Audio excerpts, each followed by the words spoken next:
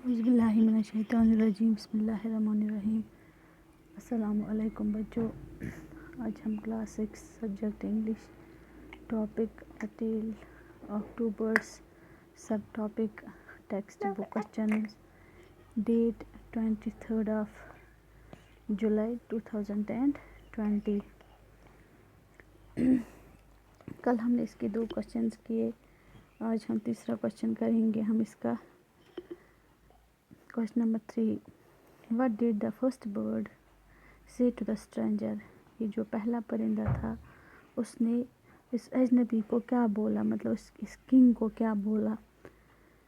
The first bird cried out, quick, hurry up, there is someone under the tree, come and take his jewels and his horse, hurry or else he will slip away۔ یہ جو پہلا پرندہ تھا اس نے چیخ کے بولا، جلدی آ جاؤ، یہاں پہ کوئی ہے اس ٹری کے نیچے، اس درخت کے نیچے، آپ لوگ جلدی آ جاؤ، ہم اس کے جواہرات لیں گے اور اس کا گھوڑا، آپ جلدی کرو تب تک یہ بھاگ جائے گا۔ Question 4، what did the second bird say to him؟ یہ جو دوسرا پرندہ ہے، یہ جو دوسرا پرندہ اس نے کیا بولا اس کو۔